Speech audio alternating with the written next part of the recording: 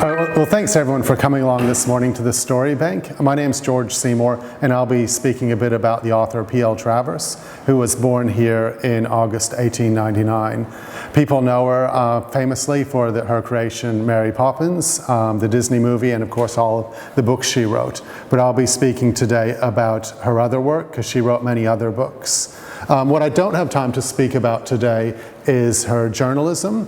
For many years before she wrote books, and then a bit afterwards, she wrote in the newspapers, in the Sun in New Zealand, a number of newspapers in Australia, and then when she went to London, Irish and English newspapers, as well as a correspondent to the Australian papers in the 1930s. But that would be the subject of a future talk, because she was a very prolific journalist for many, many years. As you can see there, interviewing Einstein, doing stuff on Irish politics, English politics, American politics. And she wanted to be a very serious writer about politics, but much of her work is also theater reviews and other social commentary.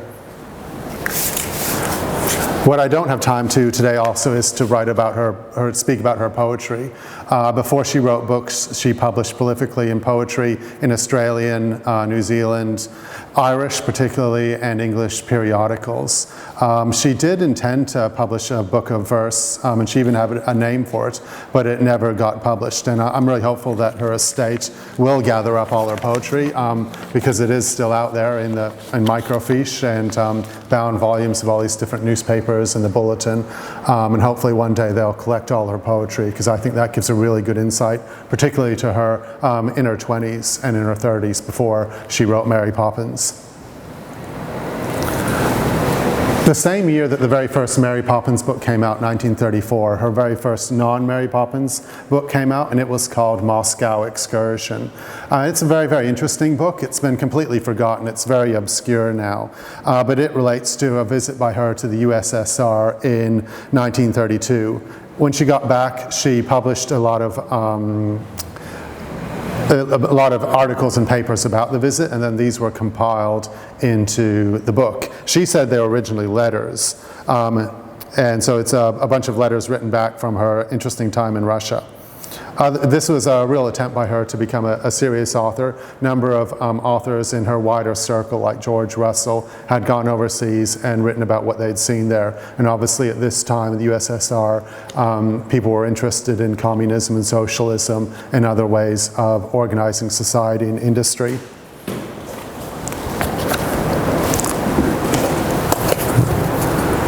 So, page 9 refers to it being a series of letters. The letters that comprise this book record the impression of one tourist during a recent autumnal tour of the USSR. They are admittedly entirely personal and prejudiced, and were written originally for a single recipient rather than for publication. The title itself will serve as an indication of their purely temporal quality, and anybody who looks to them for a serious exposition of the Soviet state is doomed to disappointment. Contrary to the convention laid down, by precedent if not by law, for writers of books about Russia, these letters do not pretend to give the whole truth. Neither have they a political bias towards any party. In a world rocking madly between fascism and communism, the writer prefers the latter form of tyranny if the choice must be made.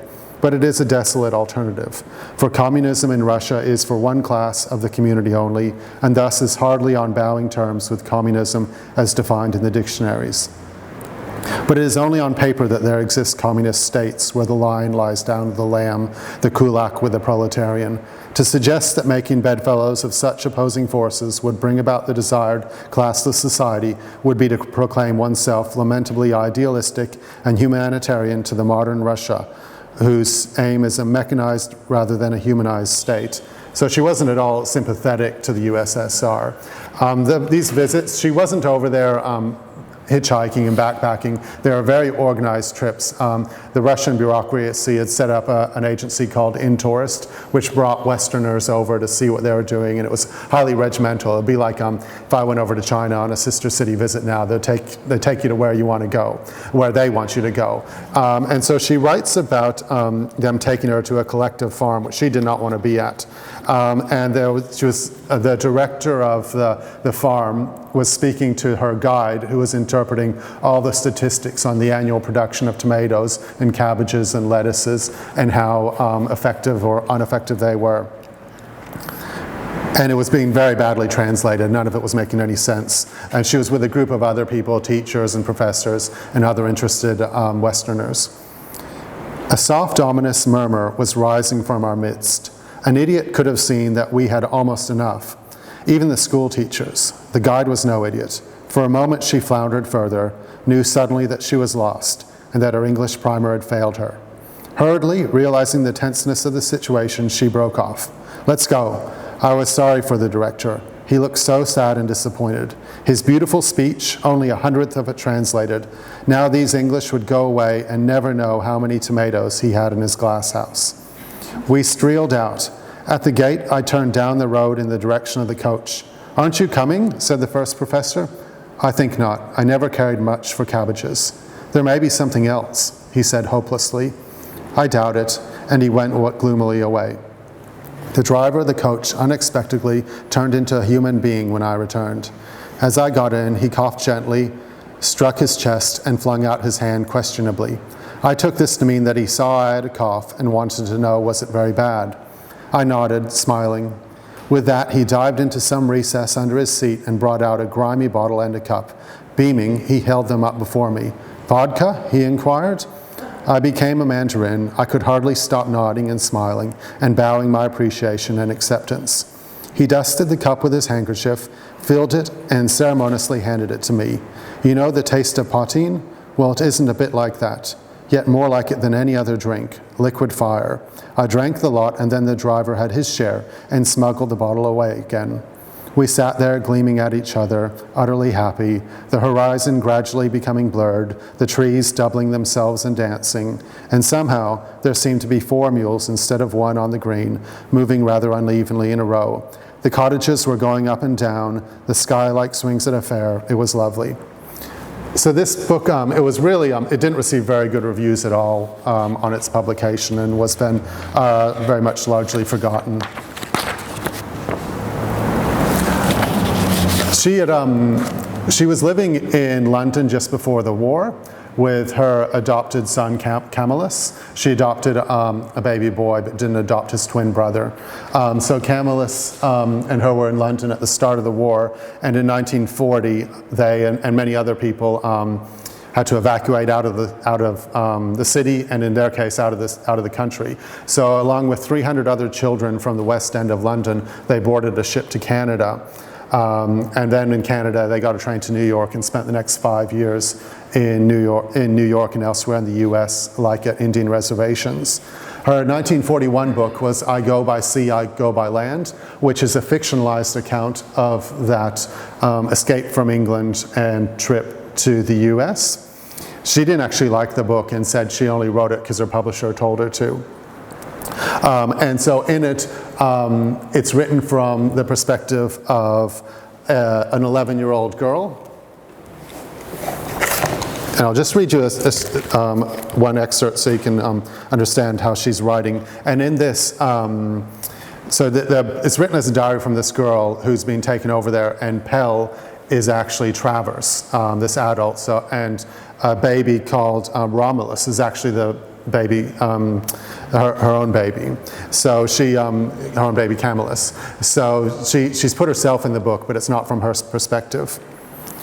The train is going too quickly for me to write very well. James is holding the exercise book steady on the table while I put my diary down in it. Every now and then I look up, and when he sees me, he looks away quickly to Romulus in his bassinet or to PL writing a letter on the other side of the carriage. But I must begin at the beginning. This morning we left home, and we do not know when we will come back to it. No good thinking of that. We drove from Thornfield to London in the car, with James sitting on top of the luggage. The hood was down, and all the way his hair was flying in the wind, and he was holding tightly to the place where his 10 pounds is sewn inside his coat. Because what if it blew away? Where would we be then? We also had our names on linen labels stitched onto our coats. This makes you feel rather public, like a parcel. And you can see from this that even though she didn't like the book, and often her opinion of her own books didn't coincide with the public's opinion, that it must have been reasonably successful because it's had multiple printings. In 1941, she wrote a book called Aunt Sass. But this book actually wasn't for wider publication. It wasn't sold in bookstores or anyway distributed. She published 500 of this book in 1941 to distribute as a Christmas greeting to friends. It's semi-autobiographical because it's actually, well, the main character is called Christina Sarasat, or Sass for short, but it's really about Pamela's aunt. So after the early death of Pamela's father, which had a life-changing impact on her, her mother, Margaret, found herself financially unsupported and overwhelmed by the task of raising these young children. So they moved to Sydney with their great aunt Ellie, who was a very eccentric lady. They moved in with her and her two dogs, Badger and Tinker. And there's a lot to show that she is actually the basis of Mary Poppins in some ways. So Aunt Sass was published in 1941 as a limited edition of only 500 copies, and so they were sent out to people who had children. And that's not what it looked like, though. Fortunately, in 2014, it, together with a couple of other such books, were come together as a publication that people can actually buy. And until this morning, I'd never actually seen the book, the real book, even on the internet. Because as you can imagine, if you're sending it to a bunch of children and it's just bound with two staples, you're giving it to children, it's going to come apart very quickly. If I give my 15-month-old son a book, he'll tear it apart before I turn. And these were actually very fragile. But I was just upstairs just now, and this is the book. So it's bound with two staples, and it's very, very fragile. So it's very, very valuable and very, very rare. And what I'm going to do later is review our security here, because I just lifted up the screen so I could bring it up. And it is, so these were sent out, and she would sign the front and indicate what number it was. This is dedicated to Eugene and Curtis, which were children of a friend of hers.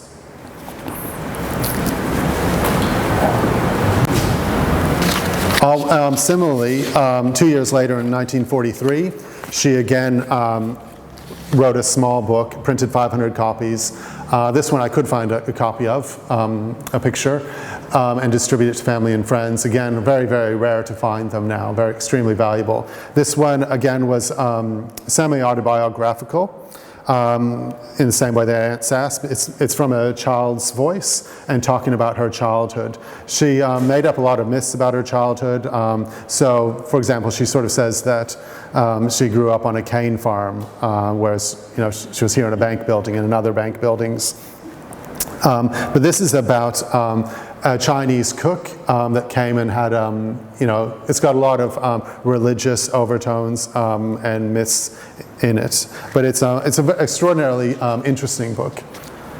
The next year, in 1944, again, she wrote a book and distributed it to 500 people. This is book number 2 here. As you can see, they were very, very fragile. Johnny Delaney is another character from her childhood. This is, it's actually not so much a book, this one, because it doesn't have a plot. It's much more a character study. And so Johnny Delaney was a man who had really lost his religion because of some real secret pain in his past. Which is kind of how Pamela was at that time. He was a man with love heavy and silent within him. And as she writes, the mere sight of a priest enraged him, and he deliberately pressed his hat a little further on his head when he met Mr. Preston the vicar. What do they know of life at all, them ignorant white angels, sittin' and strumming their harps of gold, with never a shadow upon them. So he came across as antisocial, heavy drinking, but in the end, after he died, they find this incredible wood carving of a nativity scene, which is extremely symbolic, with him off to the side as an outsider looking on. And so it's, in the end, it's about, he didn't believe himself worthy of love, but he loved much deeply than others. The Fox at the Manger is a book, if I recommend any of these books, I recommend you read this book. The Fox at the Manger was published in 1963, and it's an account of the very first Christmas service at St. Paul's Cathedral in London after World War II, when people are still living amongst the rubble of the bombed city and trying to settle back into their normal lives. The narrator is Travers herself, and she's going to the Christmas service with 3 young boys, one of whom is her son Camillus.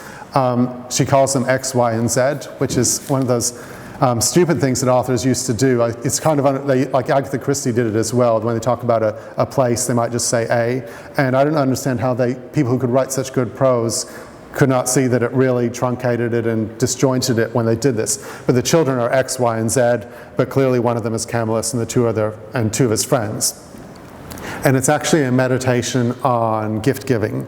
So as they're at the service, each of the boys have brought one of their favorite toys to provide to the church to give to a poor child in London. And they're waiting in line at the end, and they see the girl in front of them break down and not want to give away her gift. And then they decide that they won't give away their gift either. And Travers is fine with this. She just says, a gift must come from the heart or nowhere. So she's okay with them not giving away their gifts.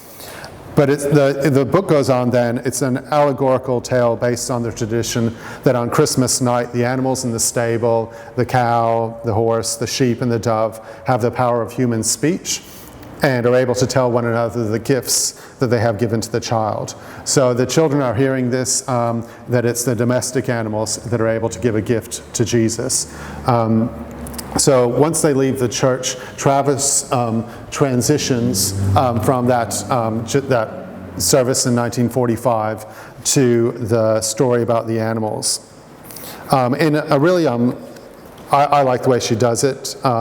It contemplates the mystery of time, place, existence, and it's the way that I often think about enlivening historic places. There was no holding the children. They swooped like pigeons down the steps, shouting and singing. They soared away across the street to an alley that led to fields of rubble. When I caught up with them, they were dancing to the sound of bells on what had once been a marble floor.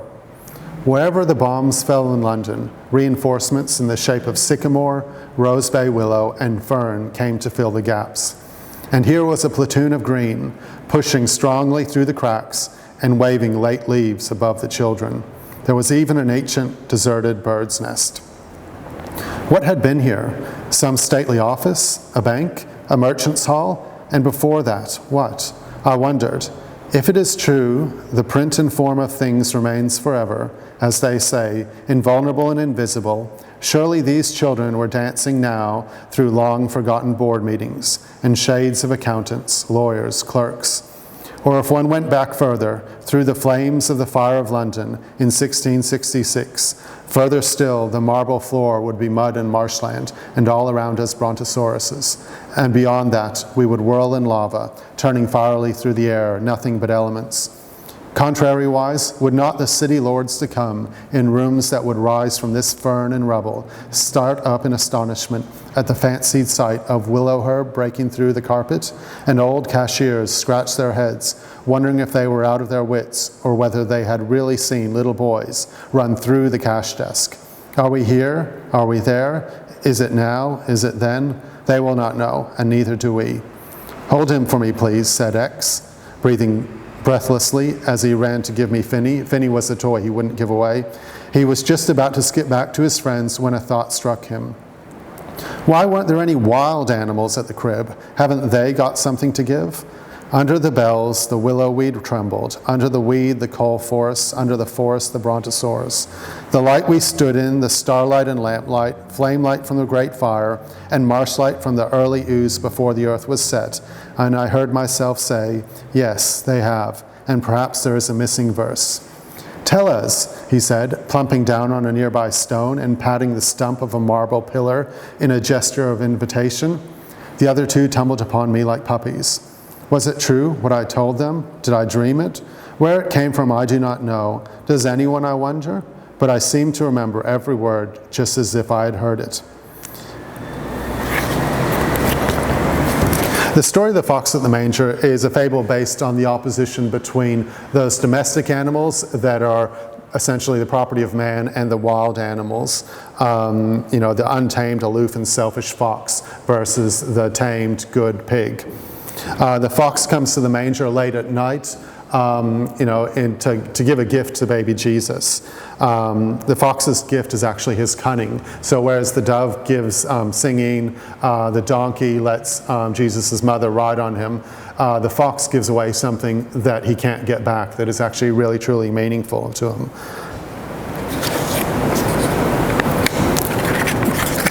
So after this is done,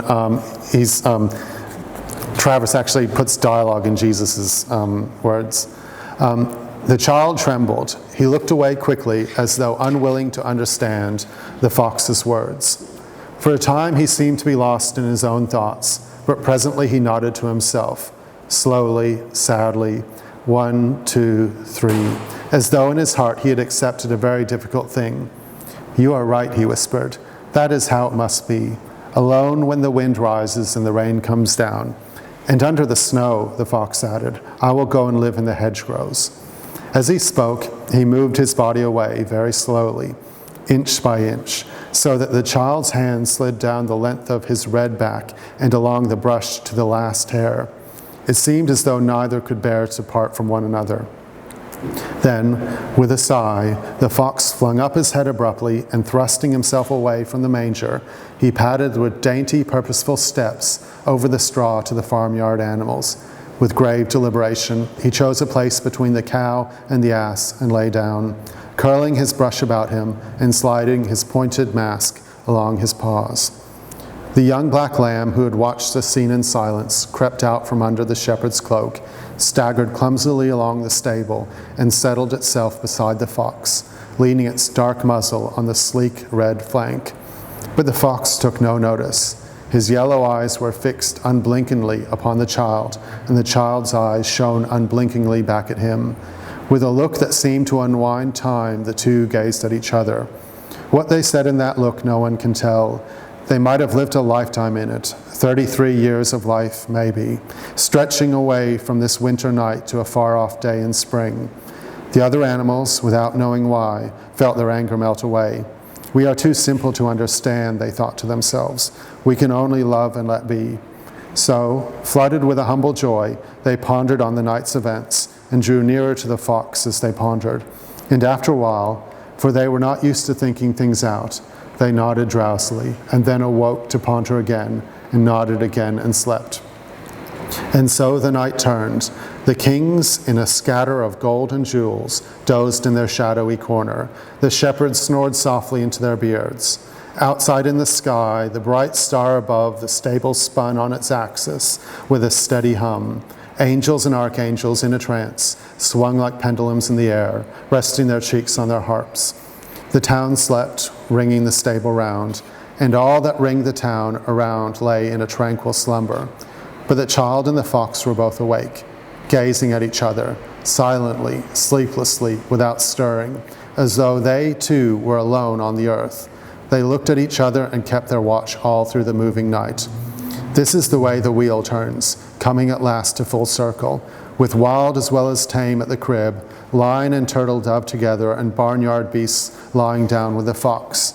For wild and tame are but two halves, and here, where all begins and ends, everything must be whole. And always, among the sleepers, there must be somebody waking somewhere, someone waking and watchful, or what would happen to the world? In 1971, she published Friend Monkey, which was her favorite book, and no one else would say it was their favorite Travers book, I don't think. It's not particularly engaging or funny or readable, but it's the story of Monkey, who left the jungle in 1897 and traveled by ship to London, and there he befriends a poor family, the Lynette family, and their surrounding people in their street. It's not Cherry Tree Lane, but it's sort of a similar dynamic. And she'd written this book earlier in 1966, but had managed to lose the manuscript, so she actually had to write this book twice. And it didn't attain much success at the time of its publishing, especially in the US. So she was very, very disappointed by that. Because by 1971, when it was written, she had been a disciple of George Gurdjieff. She had been reading about myths and legends and mysticism and Eastern religions. So she considered this a really a modern retelling of an ancient myth. And she wrote to a friend about this book. "Here it is not understood except by rare people. I feel that I have written a sort of testament. In England it is much better understood, but the US reception has thrown me into the deeps. That something so clear, so obviously to do with love and loving isn't seen, so that I've lost a lot of faith in myself. Am I a writer? Do I know anything about the myths? Who am I? And what? Shall I ever write anything else?" So yeah, I don't recommend reading this book, but it is, it's basically Monkey, everyone he comes into contact with and loves has a lot of misfortune, but in the end it turns out good. In 1975, she published this book about the Sleeping Beauty, and so this explores the myths that inform basically the Sleeping Beauty story in different cultures. She sort of saw Sleeping Beauty as a general story about about spring and all that follows the dormancy of winter, when the sun arises, and creatures and events are brought into action. So she wrote her own version of Sleeping Beauty, and then 5 ones from different cultures. So it's very interesting if you're into the deeper meaning of myths and legends.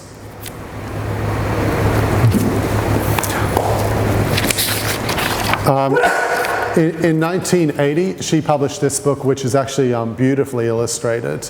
And it's called Two Pairs of Shoes. And again, she's retelling ancient Middle Eastern legends in this case. 2 Middle Eastern folk tours that has part of the stories about shoes, reflecting the true character of the men that wear them, that own them. And so these stories have been around for many, many centuries, but apparently nobody else saw them as being linked, and I don't think anybody else still would, because if you read them, I think they almost have opposite meanings. But so the 2 stories are the Sandals of Iez and Abu Kassem Slippers. Abu Kassem Slippers. Listen to the story of Abu Kassem, the merchant, who was known throughout Baghdad not only for his riches and his parsimony, but also for his slippers, which were the outward and visible sign of his miserliness. They were so old, so dirty, so patched and tattered, that they were the bane of every cobbler in the city and a byword among the citizens. Clad in this deplorable footwear and a shabby kaftan, Abu Kassem would go shuffling through the bazaar, sniffing around for bargains. One day he happened on a collection of little crystal bottles, which after much haggling he managed to buy quite cheaply.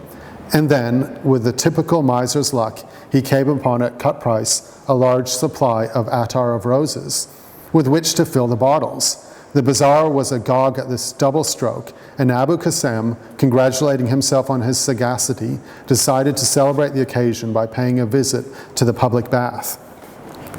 There in the dressing room, he met his old friend Hassan, who took him to task in the matter of his slippers. "Look at them, Abu Kassem. Any beggar would throw them away. But thou, with all thy stored-up riches, dost refuse to part with the dreadful things." "Waste not, want not," said Abu Kassem. "There is still a lot of wear in them." And he took off the offending slippers and hurried into the bath. But fate had caught him in her grip, and we shall presently see. It so happened that the Cadi, which is the judge of Baghdad, had also decided to bathe that day. Abu Kassem finished before him, put on his outer clothes and turban, and felt about for his slippers. Where were they? They had disappeared. But in their place was another pair, shiny and bright and new. "Ah," said Abu Kassem, "this is Hassan's work. He has gone out into the marketplace and bought me another pair of slippers." He drew on the resplendent footwear and went thoroughly pleased with himself. But what did the Cadi say, I wonder, when his servants, searching the dressing room for their master's slippers, brought him a tattered pair of objects that everybody recognized as belonging to Abu Kassem? The story is silent on this point. All we know is that he sent immediately for the culprit, fined him an enormous sum, and restored to him his slippers. Abu Kassem was sad at heart, as he looked at the ragged objects. To have had to pay so much for so little, Well, at least they would give him no more trouble. He would get rid of the wretched things. So with a gesture of farewell, he flung them into the river Tigris. That, he thought, is the end of them. Alas and alack, poor foolish man, little did he know. A few days later, some fishermen discovered in their net 2 bundles of tattered leather. Abu Kassem's slippers, they said, and angrily hurled the offending footwear through Abu Kassem's window. Down went the row of crystal bottles, and up rose the scent of attar of roses, as Abu Kassem's splendid bargains went crashing to the floor. The miser was beside himself. He swept up the scattered glassy fragments and seized upon his slippers. "Wretches," he cried, "this is enough. Ye shall do me no more harm." Thereupon he took a shovel, dug a hole in his tulip garden, and buried the once prized possessions. "What can he be doing?" a neighbor asked, as he watched the laboring figure. "A rich man with so many servants to be digging in his own garden? He must be looking for hidden treasure. I will go and tell the Caliph." And since it is law that hidden treasure belongs to the state, Abu Kassem soon found himself in court, standing before the governor, where, he was asked, had he put the treasure?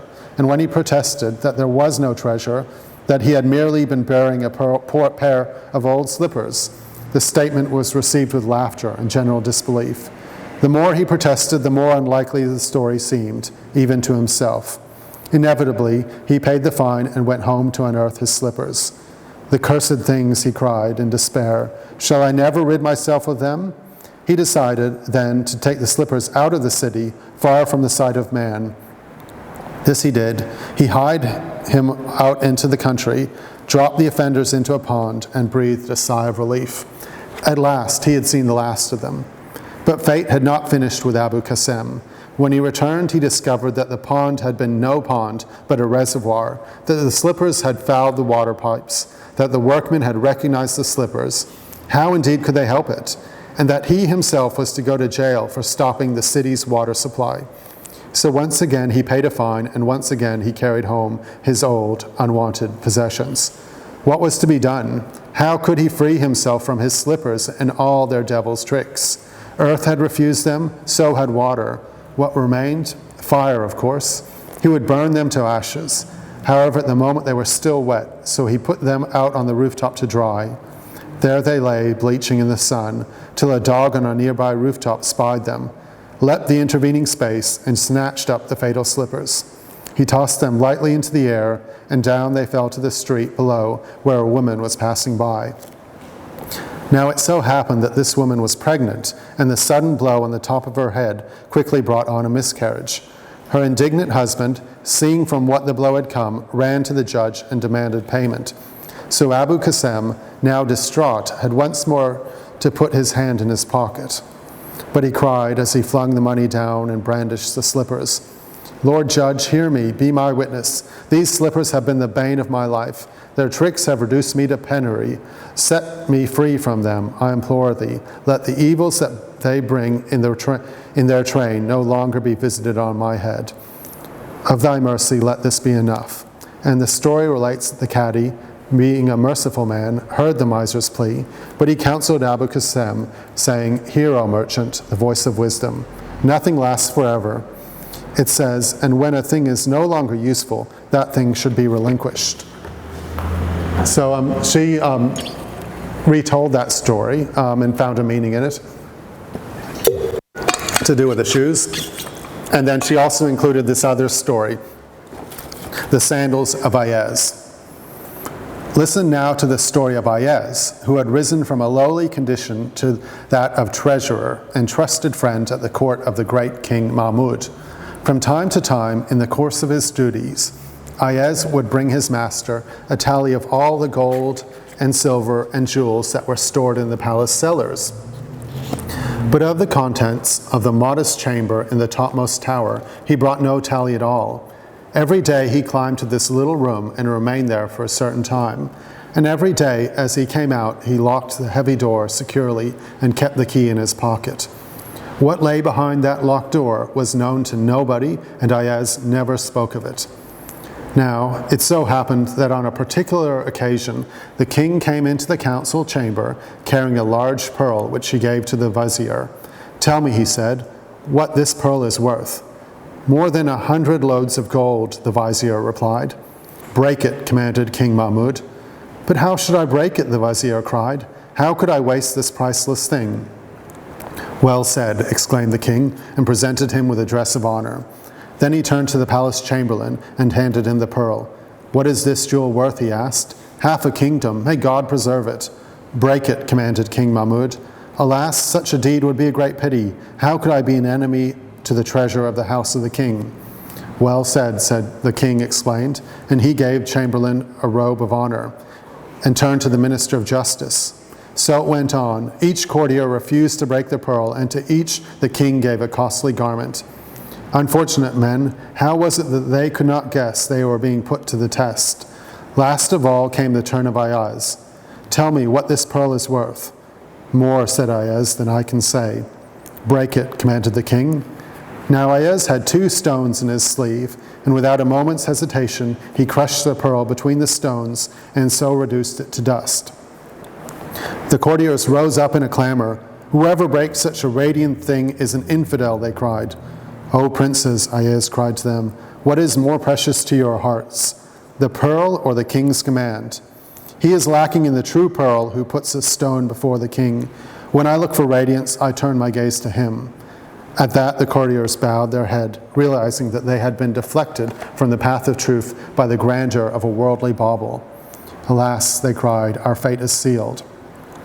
For the sake of a colored stone, said the king, my command has been held contemptible, and he made a sign to the executioner. But Iez, full of boundless love, prostrated himself before the throne. O thou, from whom every fortune grant them as a boon their lives, and do not banish them from thy presence. He who ignores thy least command, what should teach him except thy pardon? The king heard the words of his faithful servant, and for love of him reprieved the rest. The couriers breathed a sigh of relief. They had been given back their lives. But as the fox is to the lion, so they were to Iez. Before long, they were plotting against him, whispering scandal to each other. What has he hidden in the uppermost chamber, of which he keeps the key? Is he not the treasurer to the king? Of a truth, he has hoarded gold and silver, and is keeping a secret store for himself. It is right that we tell the king. So they did that, and the king wondered, what has my servant concealed from me? And he gave orders to a certain emir, saying, go at midnight and force the door, and whatever you find is yours. Now the king had no evil thoughts of Iez. He was putting the courtiers on trial. Nevertheless, his heart misgave him, lest the change be true and his servant shamed. He has not done this thing, he mused, and if he has, it is rightly done. Let Iez have whatever he will, for he is my beloved. I need a mouth as broad as heaven to describe the qualities of one who is envied by the angels. Thus he thought within himself while the courtiers went to work. They struck at the door of the uppermost chamber and broke the iron lock. Then they swarmed in, jostling each other, greedily seeking the hidden treasure. They looked to the right, they looked to the left. Up and down and round they looked. But the little uppermost room was empty, except for a dusty sheepskin jacket and a pair of tattered sandals. Bring picks and shovels, the courtiers cried. Thereupon they began to dig, making holes in the walls and floor, and the empty holes cried out against them. Behold, O men, we are empty. The fact indeed could not be denied. No treasure lay in the uppermost chamber, and the courtiers returned to the king, pale-faced and ashamed. Are you heavy laden? The king asked slyly. Show me the hoarded gold and jewels and the treasure my faithful friend has stolen. O king of the world, they cried, forgive. We have nothing but a sheepskin jacket and a pair of sandal shoon. Nay, said the king, I deal not with punishment or forgiveness. That right belongs to Iez. O king, said Iez, the command is thine. When the sun is here, the star is knotted. Let it be remembered on their behalf that if I had neglected jacket and shoon, I should not have sown the seeds of envy. I shall note it, answered King Mahmud. But, O Iez, tell me this, why these marks of affection to a rustic shoe? Thou hast mingled so much of thy soul with 2 old articles of dress, and kept them both in a chamber. Why in the presence of these things dost thou show so much humility? It is fit that I do so, said Iez. I was low on the earth, and thou lifted me up. From my tent thou hast brought me to marble halls. I know that all this eminence is but a gift of thine, otherwise I am nothing but this sheepskin jacket and this pair of sandal shoon. The prophet himself hath propounded this matter when he said, he who knows himself knows God. The seed from which I came is my shoon, my blood is the sheepskin jacket. I therefore commune with my beginnings. Do not regard thy present greatness, the sheepskin jacket tells me. Remember, Iez, say the sandal shoon, so I keep them. O Master, to remind me, that is all my secret. So she decided to combine these stories, which I think have quite opposite meanings. They both revolve around a shoe. One is a miserliness who doesn't replace his shoe because he's miserly and doesn't want to be initiated into the role that he's in. And the other one, he keeps his shoe because he wants to feel grounded and wants to remember where he came from, because he knows that at any moment he could be back there, and that is his true self. And to know his true self is to know God. And Travers, of course, doesn't explain why she feels they're connected.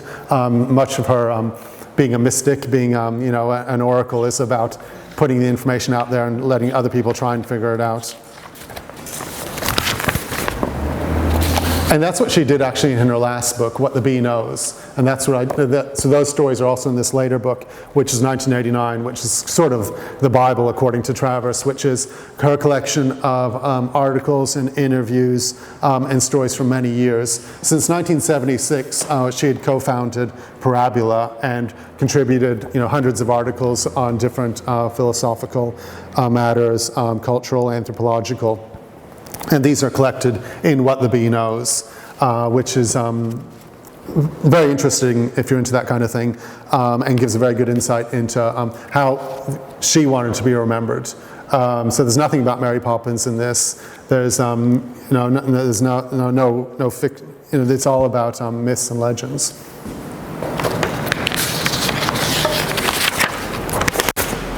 So she had left Australia when she was about 25, after performing in plays and doing a bit of writing and poetry here in Australia. So she left in about 1924, and just before she left, when she was about 23 or 24 years old, she wrote this poem.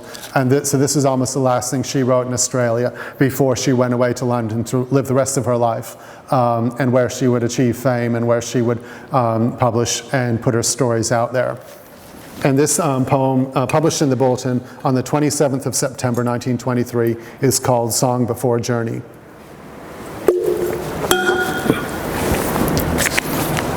Before I go to London town, where streets are paved with gold, I'll buy me little flame-red shoes to keep my feet from cold, and skins of little rabbits grey will wrap me tenderly when I go up to London town that holds the heart of me.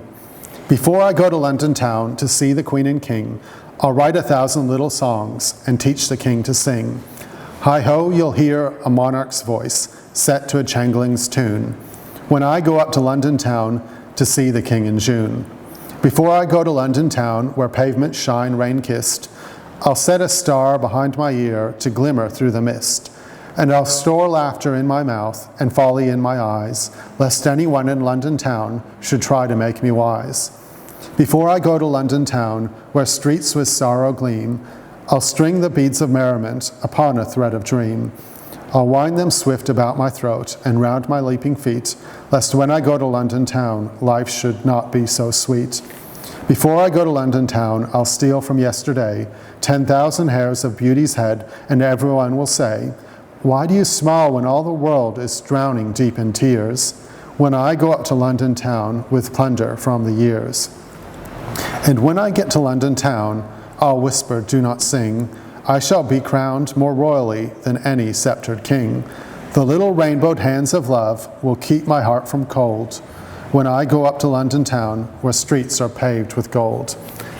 So she wrote that just before leaving to London, where she would come into contact with different literary circles like George Russell and philosophers like George Gurdjieff. But I think this gives a very good exposition of her ambition and her aim of leaving overseas. And I think the girl who was born here in this building, I think her whole catalogue of works really represents a very life immersed in the stories, the ancient folklore of Ireland, of India, of China, and elsewhere. And I think she's somebody that Maryborough can be extremely proud of, that she came from here.